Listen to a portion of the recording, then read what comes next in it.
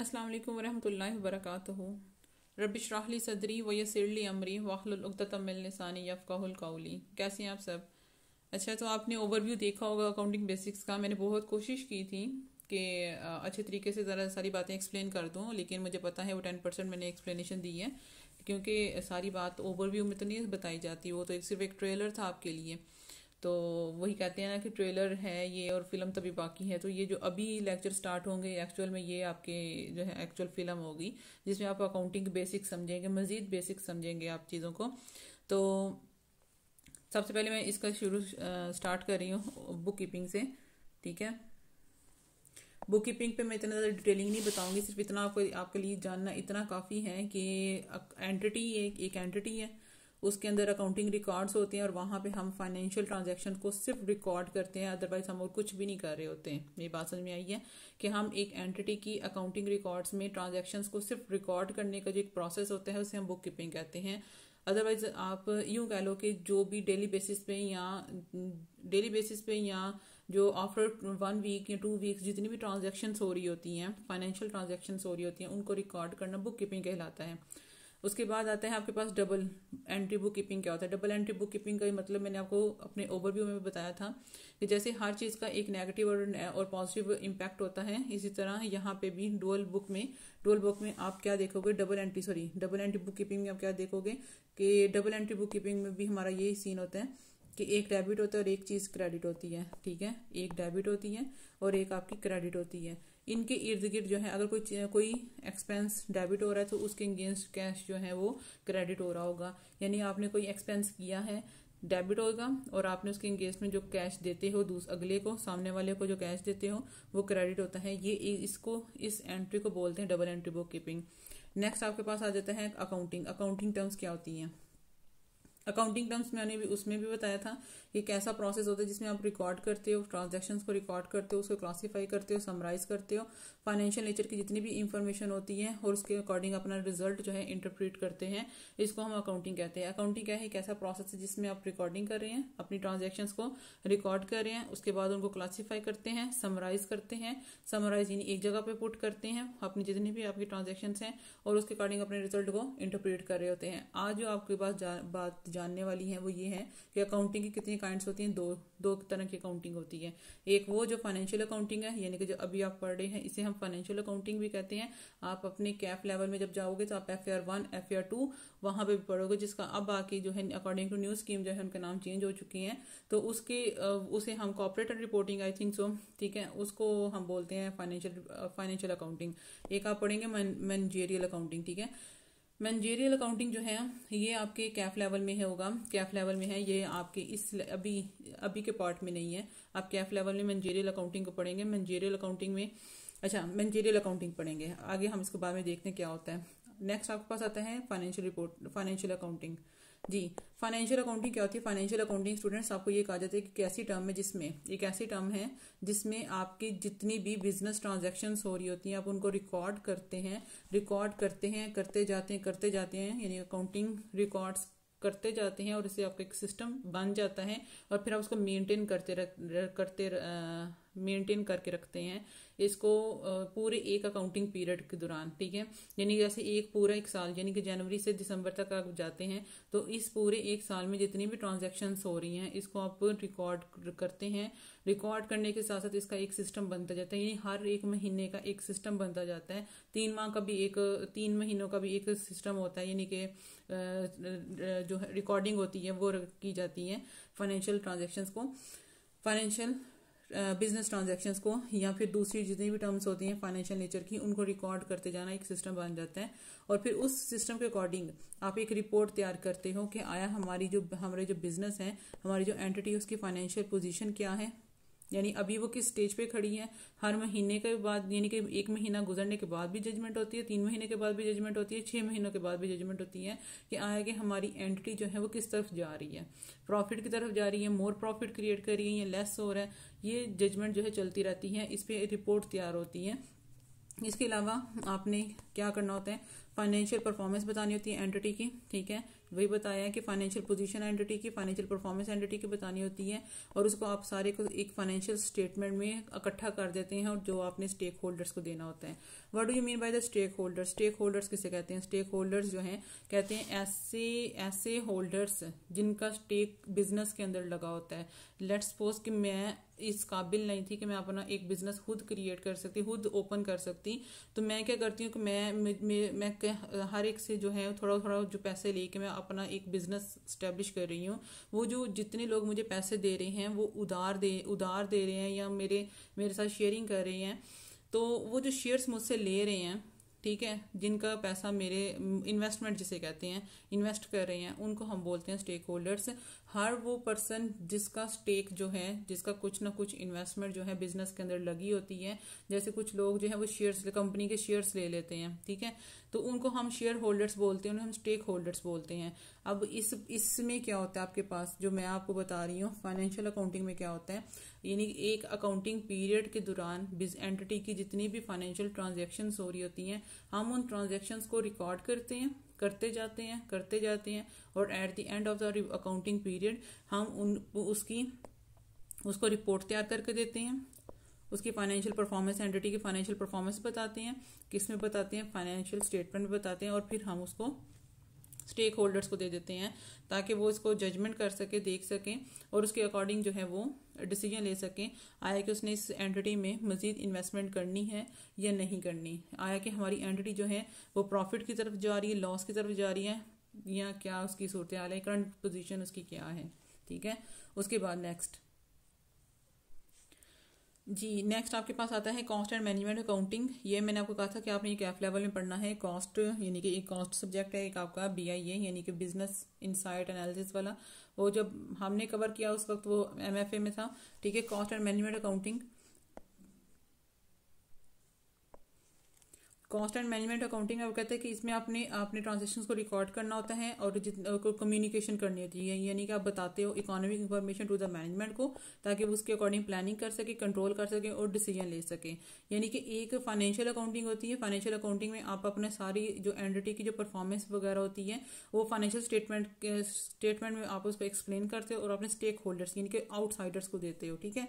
और लेकिन cost and management accounting क्या होती है, इसमें आपने क्या करना होता है, कॉस्ट एंड मैनेजमेंट अकाउंटिंग में आपने सारी की सारी डिटेलिंग यानी कि जो जितनी भी फाइनेंशियल कम्युनिकेशन होती, फाइनेंशियल इंफॉर्मेशन होती है, वो उसके अकॉर्डिंग आप उसको रिकॉर्ड करते हो। रिकॉर्ड करने के बाद उसको कम्युनिकेट करते हो मैनेजमेंट के साथ, ठीक है। जो मैनेजमेंट क्या होती है, जो कंपनी के अंदर बैठी होती है उसे हम मैनेजमेंट कहते हैं। मैनेजमेंट को आप उसको एक्सप्लेन करते हो, वो जो अकाउंटिंग मैनेजमेंट के लिए करते हैं ताकि उसके लिए वो बेहतर प्लानिंग कर सके, अपने कंट्रोल कर सके कि किस चीज़ को कितना कंट्रोल करना है, किस चीज़ पे कितना आपने उसको ओपन करना है, यानी और उसके अकॉर्डिंग वो डिसीजन ले सके, ठीक है। तो ये अकाउंटिंग जो होती है ये कॉस्ट एंड मैनेजमेंट अकाउंटिंग होती है, और ये हमारी इस लेवल में नहीं है बल्कि वो कैफ लेवल में आप स्टडी करेंगे। नेक्स्ट स्टूडेंट्स आपके पास क्या आते हैं, जो कि अकाउंटिंग साइकिल्स हैं, ठीक है। अकाउंटिंग साइकिल्स में क्या है देखें जी, अकाउंटिंग साइकिल्स क्या है। अकाउंटिंग साइकिल्स यानी कि हमारा अकाउंट्स में, अकाउंटिंग में कौन कौन सा साइकिल चलता है। साइकिल मतलब कहाँ से शुरुआत होती है और कहाँ इसका एंड पॉइंट होता है, ठीक है। ये सीखने वाली आपकी बात है। सबसे पहले ये दास्तान चलती है आपकी ट्रांजैक्शन से, ठीक है। ये ट्रांजैक्शंस होती हैं तो ही बात आगे चलती है। देखें, सबसे पहले ट्रांजैक्शंस होती है। ट्रांजैक्शन में कहते हैं कि ऐसा इवेंट, ट्रांजैक्शन में आपको कहा जाता है एक ऐसा इवेंट आपके पास, एक ऐसा इवेंट जिसका मॉनेटरी इंपैक्ट होता है, या मॉनेटरी की स्पेलिंग जो है वो गलत हो गया है, जिसका मॉनेटरी इंपैक्ट होता है। ऐसी ट्रांजैक्शन किसे कहते हैं, एक ऐसा इवेंट जिसका मॉनेटरी इंपैक्ट होता है, यानी कि मनीली फाइनेंशियली इसका इंपैक्ट होता है, और जिसको अकाउंट्स की बुक में जिसको रिकॉर्ड करना बहुत ही ज़रूरी होता है, उसको हम कहते हैं ट्रांजैक्शन, ठीक है। ट्रांजैक्शन किसे कहते हैं कि एक ऐसा इवेंट जिसका मॉनेटरी इंपैक्ट हो और जिसको आप अकाउंट्स में रिकॉर्ड करना बहुत ज़रूरी होता है। अगर आप रिकॉर्ड नहीं करोगे तो हम उसको आइडिया नहीं होगा कि आया कि हमारी कंपनी में क्या क्या हो रहा है, कहाँ पैसा इन्वेस्ट हो रहा है, ठीक है, हम कहाँ पैसा इन्वेस्ट कर रहे हैं, या कहाँ पैसा हमारा ज़ाया हो रहा है, लग रहा है, या कुछ भी, उसको बोलते हैं ट्रांजैक्शंस। ऐसी ट्रांजैक्शन जिसका मॉनेटरी इंपैक्ट होता है और जिसको बुक्स ऑफ अकाउंट्स में रिकॉर्ड करना भी ज़रूरी होता है, उसे हम ट्रांजैक्शन कहते हैं। Is that clear. और एक बिजनेस की एक अकाउंटिंग पीरियड के दौरान 1000 ऑफ ट्रांजैक्शंस हो रही होती हैं। क्लियर।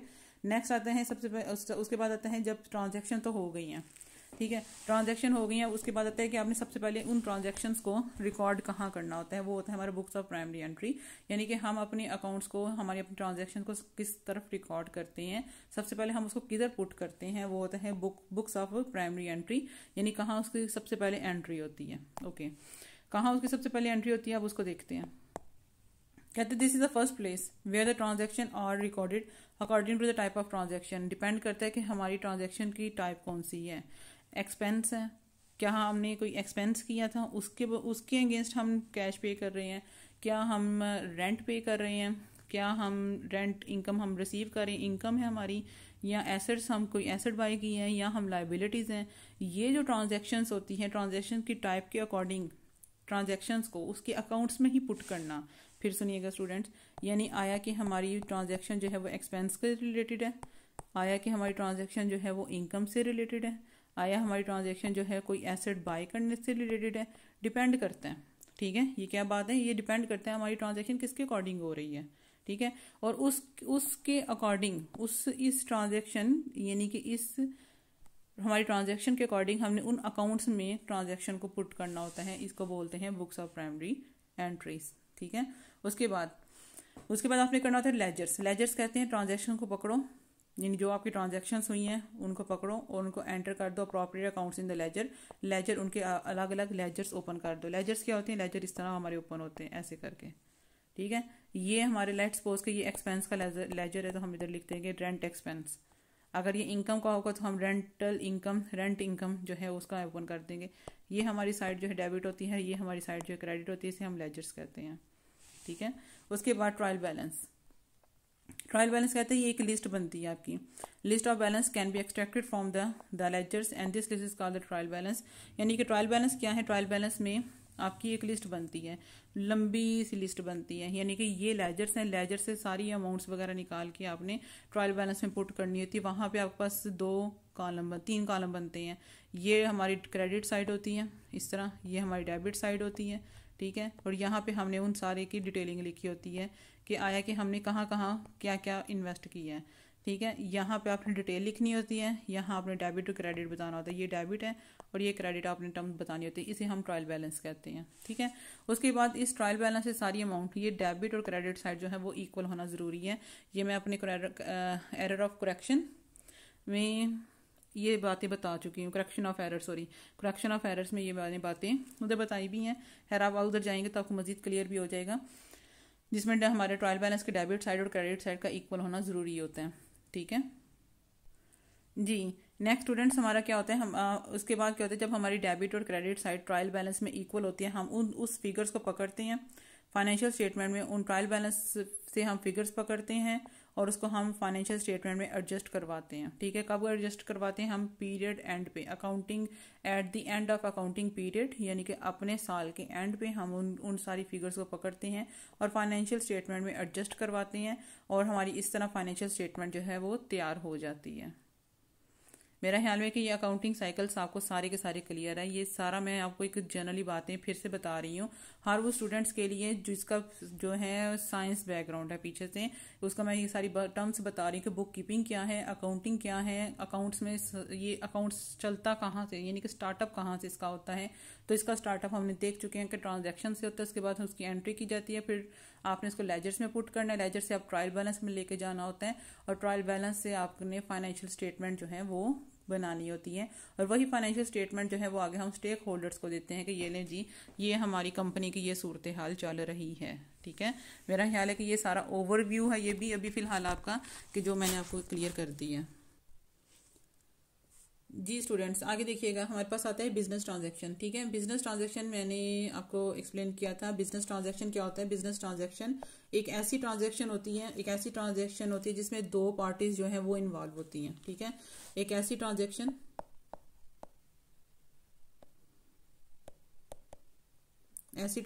जिसमें आपकी 2 पार्टीज जो हैं, 2 पार्टीज का इन्वॉल्व होना जरूरी होता है। ठीक है, टू पार्टीज का इन्वॉल्व होना जरूरी होता है, टू पार्टीज टू थिंग्स का इन्वॉल्व होना जरूरी होता है जो एक दूसरे के साथ रेसिप्रोकली अफेक्ट करती हैं। जैसे कि लेट्स सपोज कि इसकी एग्जांपल मैं इस तरह ले लेती हूँ, इसकी एग्जांपल इस तरह लेती हूँ कि लेट्स सपोज कि मुझे अभी दिल कर रहा है कि मैं बर्गर खाऊं, ठीक है, तो मैं क्या करूंगी, मैं शॉपकीपर जो बर्गर की शॉपकीपर जो शॉप्स होती हैं वहां जाऊंगी, वहां जाके मैं क्या बर्गर का ऑर्डर कर दूंगी, ऐसा है। फिर मेरे पास बर्गर आ जाएगा, मैं उत्तर मेरा बर्गर क्या हो जाएगा, मेरा बर्गर क्या हो जाएगा, बर्गर डेबिट हो जाएगा और कैश क्रेडिट हो जाएगा, ऐसा है। तो ये जो एंट्री बन रही है इसमें दो टर्म्स इन्वॉल्व नहीं हो गई। मैं फिर से बता रही हूँ कि लेट्स सपोज कि अगर मेरा कोई चीज़ लेने को दिल कर रहा है, कोई भी चीज़ मैं बाय अगर करती हूँ, लेट्स सपोज कि मैं कोई मोबाइल वगैरह जो है वो बाय करती हूँ, तो मैं क्या करूँगी, मैं शॉप पे जाऊँगी, मोबाइल की शॉप पे जाऊँगी, वहाँ जाके मैं मोबाइल पसंद करूँगी, तो मैं मोबाइल ले लूँगी, तो मेरा उस सूरत हाल में मोबाइल डेबिट हो जाएगा और वहाँ पे मैं कैश पे उसे देख के आऊँगी, तो ये मेरा कैश जो है वो क्रेडिट हो जाएगा। तो यहाँ दो टर्म्स इन्वॉल्व नहीं हुई, दो थिंग्स इन्वॉल्व नहीं हुई, एक मोबाइल और एक कैश, एक कस्टमर और एक सप्लायर, ठीक है। तो ये इसी तरह हम बिजनेस ट्रांजैक्शन कहते हैं, एक ऐसी ट्रांजैक्शन होती है जिसमें दो पार्टीज का इन्वॉल्व होना जरूरी होता है। और ये बिजनेस ट्रांजैक्शन जिसमें बिजनेस और कस्टमर के दरमियान इंट्रैक्शन होते हैं, या बिजनेस और सप्लायर के दरमियान इंट्रैक्शन होता है, या किसी दूसरी पार्टी के साथ इंट्रैक्शन होगा जिसके साथ उसने बिजनेस करना होता है, ठीक है। और बिजनेस ये फाइनेंशियल ट्रांजेक्शन, बिजनेस ट्रांजेक्शन मतलब फाइनेंशियल ट्रांजेक्शन का मतलब क्या होता है, फाइनेंशियल ट्रांजेक्शन एक ऐसी ट्रांजेक्शन जिसमें मॉनिटरी इम्पैक्ट आ रहा होता है, फाइनेंशियल ट्रांजेक्शन,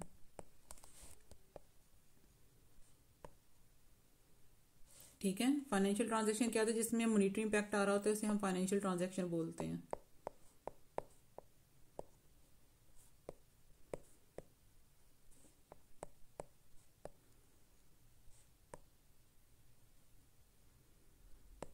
जी अच्छा, इसकी एग्जांपल आप इस तरह ले सकते हो, फाइनेंशियल ट्रांजैक्शन जो है इसकी एग्जांपल आप इस तरह ले सकते हो, जैसे कि मैं फर्स्ट एग्जांपल मैं आपको इस तरह देती हूँ कि मैं अगर कोई रॉ मटेरियल या कोई गुड्स वगैरह परचेज करूँगी, ठीक है, तो कैश परचेज मेरी हो रही है,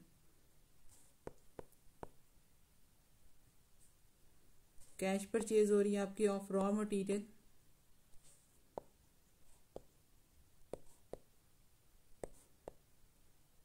रॉ मटेरियल्स और गुड्स, यानी कि मेरा बिजनेस चल रहा है तो मैं उस बिजनेस पे गुड्स जो है वो बाय कर रही हूँ, परचेज करूंगी ना, तो मेरी क्या हो जाएगी, परचेजेस डेबिट हो जाएगी। ये सारी आपको टर्म जो है ये मैं बता दूंगी कि कौन सी डेबिट होती है कौन सी क्रेडिट होती है। तो परचेजेस मेरी डेबिट हो जाएगी, ठीक है, और वहां पे कैश पे कर रही हूँ तो कैश मेरा क्रेडिट हो जाएगा, ठीक है। ये मेरे परचेजेस क्या है, डेबिट है, और ये कैश मेरा क्या हो जाएगा, क्रेडिट हो जाएगा। इसी तरह बहुत सी फाइनेंशियल टर्म्स होती हैं, फाइनेंशियल ट्रांजैक्शंस हो रही हैं जिसका इम्पैक्ट होता है। जी स्टूडेंट्स, नेक्स्ट आता है आपके पास बिजनेस ट्रांजैक्शन की क्लासिफिकेशन आपने डिस्कस करनी है, ठीक है। बिजनेस ट्रांजैक्शंस की क्लासिफिकेशन में देखिए आपके पास आते हैं एक सिंपल ट्रांजैक्शन होती हैं और एक कम्प्लेक्स ट्रांजैक्शन होती हैं, ठीक है। सिंपल ट्रांजैक्शन क्या होती है, सिंपल ट्रांजैक्शन का मतलब ये होता है कि जिसमें आपके पास कैश है, ठीक है, आपके पास कैश है, आप शॉप पे जाते हो और वहां पे आप जो गुड्स हैं वो बाय करते हैं और पेमेंट करके आ जाते हैं, ऐसे गुड्स आप ले लेते हैं, पेमेंट आप दे देते हैं, ठीक। इसे कहते हैं सिंपल ट्रांजैक्शन। इसमें आपने किसी थर्ड पार्टी को आपने इन्वॉल्व नहीं किया। लेकिन कम्प्लेक्स ट्रांजैक्शन क्या होती है, कम्प्लेक्स ट्रांजैक्शन का मतलब ये होता है कि मैं अब जो भी बात करूंगी, बिजनेस ट्रांजैक्शंस हैं तो मैं जो भी बात करूंगी कंपनी के अकॉर्डिंग करूंगी, हम एक इंडिविजुअलिटी के तौर पे हम बात नहीं करेंगे, ठीक है। तो कम्प्लेक्स ट्रांजैक्शन में क्या होता है, कम्प्लेक्स ट्रांजैक्शन का मतलब ये होता है कि जो सिर्फ एक सिंगल दो पर्सन नहीं होते उसमें, ठीक है। कंपनी के पास अगर अपनी कंपनी बिजनेस को अभी रन आउट करवाने के लिए भी अगर फाइनेंस की कमी है, कंपनी को अगर अपना बिजनेस रन आउट करवाने के लिए अगर तो फाइनेंस की कमी है तो वो बैंक के पास जाएगा, ठीक है। बैंक के पास जाएगा, बैंक से क्या लेगा, लोन लेगा, लोन लेकर वो फिर अपने बिजनेस ट्रांजैक्शन को स्टार्ट करेगा, ठीक है।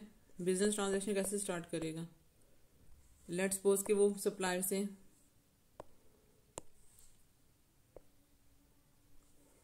बिजनेस ट्रांजैक्शन कैसे स्टार्ट करेगा, वो सप्लायर के पास जाएगा, सप्लायर से गुड्स बाय करेगा, सप्लायर से या तो गुड्स बाय करेगा या वो लॉन्ग टर्म के लिए पीपी जो है वो बाय करेगा। तो ये क्या है, यानी कि ये एक पहली पार्टी आपके पास बैंक, सेकंड पार्टी वो जो खुद कंपनी खुद है, ठीक है, ये दूसरी पार्टी है, और सप्लायर जो है उसकी तीसरी पार्टी है। यानी इसे कहते हैं कम्प्लेक्स ट्रांजैक्शन। लोन आपके पास हो तो फिर आप बिजनेस ट्रांजैक्शन स्टार्ट करते हैं, इसे कहते हैं कम्प्लेक्स ट्रांजैक्शंस। जी, नेक्स्ट आती है आपके पास वन ऑफ ट्रांजैक्शन और ऑन गोइंग ट्रांजैक्शन। ठीक है, नेक्स्ट आपके पास कौन सी ट्रांजैक्शन है, one of transaction and on going transaction. One of transaction का मतलब ये होता है स्टूडेंट्स, जब हम एक ही टाइम में एक ही एट द स्पॉट आप जाके ट्रांजैक्शन कर देते हैं, उसे हम कहते हैं वन ऑफ ट्रांजैक्शन। मतलब एक बार ट्रांजैक्शन होनी होती है, बार बार नहीं होनी होती। इसकी एग्जांपल क्या है आपके पास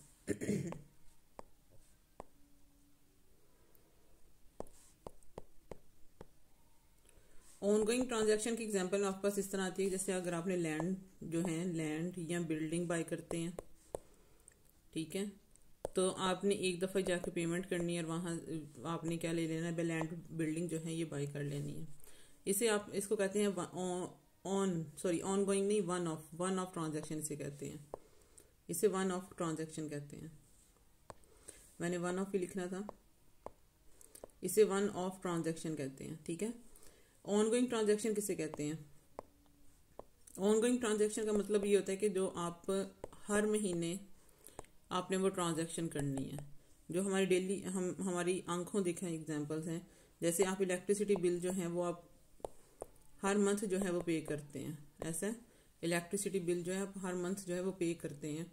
जैसे आप रेंट जो है, रेंट जो एक्सपेंस है वो आप हर महीने पे करते हैं, इसे कहते हैं ऑनगोइंग ट्रांजैक्शन, यानी कि ऐसी ट्रांजैक्शन रुकती नहीं है। ठीक है, उसके बाद नेक्स्ट आता है आपके पास capital transaction and revenue transaction. इसको जरा फोकस होकर सुनिएगा। कैपिटल ट्रांजैक्शन क्या होती है और रेवेन्यू ट्रांजैक्शन क्या होती है। कैपिटल ट्रांजैक्शन का मतलब ये होता है कि जब बड़े पैमाने पे ट्रांजैक्शन कर देते हैं, ठीक है, जब क्या करते हैं बड़े पैमाने पे कैपिटल ट्रांजैक्शन।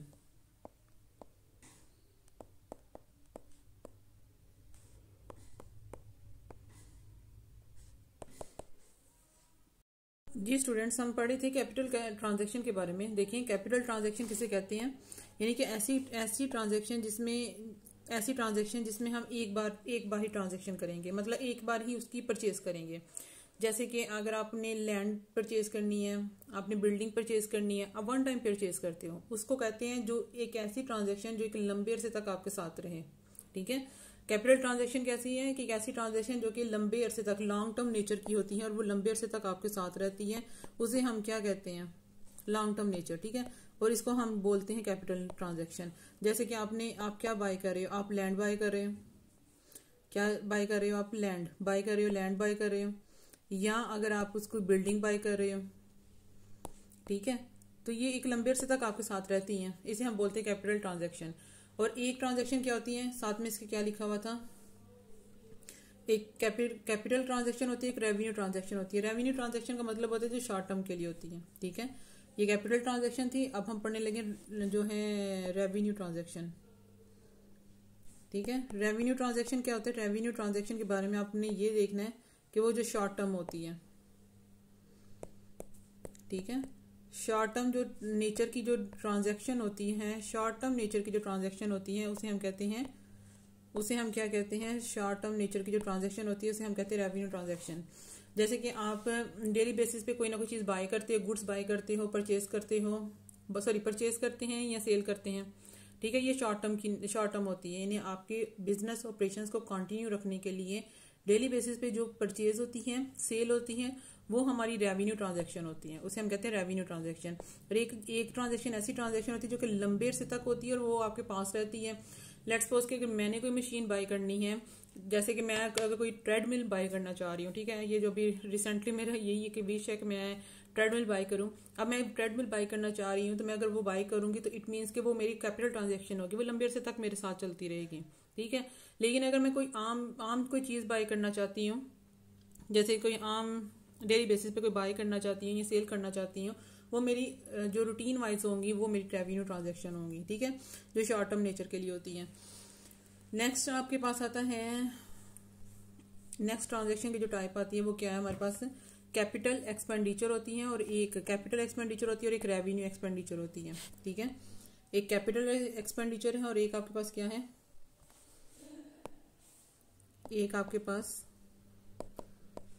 कैपिटल एक्सपेंडिचर, ये पढ़ रहे हैं।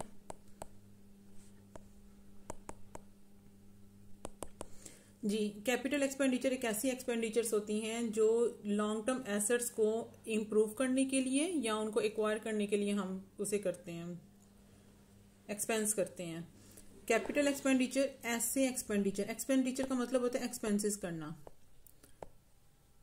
ठीक है, एक्सपेंसेस करना। एक्सपेंसेस का मतलब ये होता है कि अगर आपकी कोई मशीन, आपकी मशीन क्या होती है, खराब हो जाती है, या अगर आप उसको रिपेयर करवाते हैं, वो जो हम रिपेयरमेंट पे जितना पैसा खर्च कर रहे हैं, ठीक है, क्योंकि रिपेयर करने के बाद उसकी लाइफ टाइम थोड़ी और बढ़ जाती है, यानी कि पहले 5 साल उसे चलना था, उसे हमने रिपेयर करवाया, रिपेयर करवाना यानी कि एक्सपेंसेस करना, रिपेयर करने के बाद उसकी लाइफ जो है लेट्स सपोज 2 साल मजीद और चल जाएगी आपके लिए, ठीक है। ये जो हम रिपेयरमेंट कर रहे हैं इसको बोलते हैं कैपिटल एक्सपेंडिचर। और ऐसे एक्सपेंडिचर जो आपके डे बाय डे हो रहे होते हैं, ऑपरेटिंग एक्सपेंसेस, उसको हम जो डे बाय डे आपके ऑपरेटिंग एक्सपेंसेस हो रहे होते हैं उसे हम क्या कहते हैं, रेवेन्यू एक्सपेंडिचर, उसे हम कहते हैं रेवेन्यू एक्सपेंडिचर, यानी कि जो आपके डेली बेसिस पे हो रहे होते हैं। अब हम रोज बरोज से ना एक मशीन की रिपेयरमेंट करवा रहे होते हैं, रिपेयर कॉस्ट मतलब रिपेयर करवा रहे होते हैं मशीन को, तो ये क्या है हमारे पास रेवेन्यू एक्सपेंडिचर। फिर सुन लें एक दफा मेरी तसल्ली के लिए, देखें ये क्या है आपके पास, कैपिटल ट्रांजैक्शन। ऐसी ट्रांजैक्शंस होती हैं जो लॉन्ग टर्म होती हैं। जैसे मैंने आपको एग्जांपल के तौर पे दे दिया कि मैं एक ट्रेडमिल लेना चाह रही हूँ तो वो मेरी लॉन्ग टर्म होगी, उसे हम कैपिटल ट्रांजैक्शन बोलते हैं। और एक ये आपके पास जो आती है इसे हम कहते हैं रेवेन्यू ट्रांजैक्शन, जो कि डेली बेसिस पे ट्रांजैक्शन हो रही होती हैं, शॉर्ट टर्म नेचर की। ये है आपके पास कैपिटल एक्सपेंडिचर। ये एक्सपेंडिचर का मतलब एक ऐसा एक्सपेंस करना जो बिजनेस को चलाने के लिए आप मशीन पे लगाते हो, लॉन्ग टर्म जो एसेट्स होते हैं उनके ऊपर हम एक्सपेंस करते हैं, उनके ऊपर हम खर्चा करते हैं। जब उनके ऊपर खर्चा करते हैं और उनकी लाइफ जो है वो 5 से 2 साल और बढ़ जाती है, उनकी लाइफ टाइम को हमने थोड़ा इंक्रीज कर दिया, ऐसा एक्सपेंडिचर जो होता है हम कैपिटल एक्सपेंडिचर कहते हैं। और रेवेन्यू एक्सपेंडिचर क्या होता है, एक ऐसा एक्सपेंडिचर होता है जो आपका डे बाय डे हो रहा होता है, ठीक है, यानी कि डेली बेसिस पे आपने करना होता है, डे टू डे ये आपका एक्सपेंसेस हो रहे होते हैं। जैसे उसको हम बोलते हैं ऑपरेटिंग एक्सपेंस, ठीक है, यानी कि अपनी ऑपरेशन को जारी रखने के लिए जो आप डेली बेसिस पे हम एक्सपेंस करते हैं उन्हें हम क्या कहते हैं, ऑपरेटिंग एक्सपेंस, ठीक है। नेक्स्ट आपके पास जो आता है उसे हम कहते हैं कैपिटल रिसिप्ट और रेवेन्यू रिसिप्ट। ये कैपिटल रिसिप्ट क्या होता है, रेवेन्यू रिसिप्ट क्या होता है, चलें इसको डिस्कस करते हैं। एक होता है आपके पास कैपिटल रिसिप्ट्स। कैपिटल रिसिप्ट्स का मतलब क्या है, वही बात, कैपिटल का वर्ड जहां पे भी आएगा वहां पे आपने ये ध्यान में रखना है कि लॉन्ग टर्म की बात की जा रही है। किसकी बात हो रही है, लॉन्ग टर्म की बात की जा रही है, उसे हम कैपिटल रिसिप्ट बोलते हैं। और जो रेवेन्यू होगा वो शॉर्ट टर्म में होगा। लॉन्ग टर्म रिसिप्ट आपके पास ये जी देखिएगा, कैपिटल रिसिप्ट क्या होता है, कैपिटल रिसिप्ट का मतलब होता है कि लॉन्ग टर्म के तौर पे, ठीक है, यानी कि जैसे कि अगर आप बैंक हैं, बैंक से आप लोन लेते हैं, बैंक से आप क्या ले रहे हैं, लोन को ये आपको 1 साल के लिए नहीं मिलता, मोर देन 1 ईयर के लिए मिलता है आपको, ठीक है, आपको 1 साल से ज्यादा अरसे के लिए आपको मिलता है, मोर देन 1 ईयर, मैं इधर लिख देती हूँ, मोर देन 1 ईयर, 1 साल से ज्यादा टाइम के लिए आपको जो लोन मिल रहा है, उस लोन से बैंक ने आपको लोन दिया, इट मीन्स कि आपके पास मनी आई है। ये जो मनी आई है इसे कहते हैं कैपिटल रिसिप्ट। या आपके पास मनी है, ठीक है, और आप उस मनी को इन्वेस्ट कर देते हो, आप उस मनी को किसी अच्छी जगह पे इन्वेस्ट कर देते हो और वहां से आपको रिटर्न में मिल रहा होता है, इन रिटर्न कुछ ना कुछ आपको इंटरेस्ट मिल रहा होता है या डिविडेंड मिल रहा होता है। जो आपने इन्वेस्ट की है मनी, वो आपकी क्या होगी, कैपिटल रिसिप्ट होगा, ठीक है। उसके बाद नेक्स्ट आता है आपके पास रेवेन्यू रिसिप्ट। ये मेरे पास क्या है, रेवेन्यू रिसिप्ट। रेवेन्यू रिसिप्ट का मतलब क्या होता है, रेवेन्यू रिसिप्ट का मतलब ये होता है कि जो कि आपको इनकम जो है वो मिलेगी। रिसिप्ट का मतलब क्या होता है, इनकम, ठीक है। रेवेन्यू रिसिप्ट का मतलब क्या है कि जो कि आपको इनकम मिलेगी अपने बिजनेस के ऑपरेशन को जैसे जैसे आप करते हैं आपको वहां से क्या मिलती है, इनकम वहां से, रेवेन्यू जो है वहां से जनरेट हो रहा होता है। जैसे अगर आप सेल करते हैं, आपने गुड्स बाय की हुई थी, आपने गुड्स जो थी वो बाय की हुई थी, अब आपने उन गुड्स को क्या किया, सेल किया। जब आप सेल करोगे वहां से आपको मनी जो है वो जनरेट होगी और ये मनी जो है ये आपकी इनकम कहलाएगी। इसे कहते हैं रेवेन्यू रिसिप्ट। ठीक है जी स्टूडेंट्स, ये मैंने आपको एक्सप्लेन कर दिया है कि ट्रांजैक्शंस कैसे होती हैं, इनकी टाइप्स क्या होती हैं। ठीक है, और अब आपने ये करना है कि इनको अच्छे से अब्जॉर्ब करें, इन सारी जितनी भी मैंने एक्सप्लेनेशन दी है आपको। तो नेक्स्ट रिकॉर्डिंग में मैं इंशाल्लाह इसकी एग्जांपल जो है उसको डिस्कस करेंगे। ठीक है, उसमें देखेंगे कि capital expenditure, revenue expenditure, capital receipt, revenue receipt और कैपिटल ट्रांजैक्शन और रेवेन्यू ट्रांजैक्शन क्या होती हैं। इन पे हम जो है मजीद डिफ्रेंशिएट करेंगे और उसके बाद बाकी जो चैप्टर है वो हम करेंगे। Thank you so much. Video को लाइक, कमेंट और सब्सक्राइब करना मत भूलिएगा मेरे चैनल को। दुआ में याद रखिएगा। जुम्मा मुबारक है आज आपका और हम सब के लिए। ठीक है, मेरा भी जुम्मा मुबारक है। तो दुआ में याद रखिएगा। तो अपना ख्याल रखिएगा। Thank you so much. अल्लाह हाफिज़।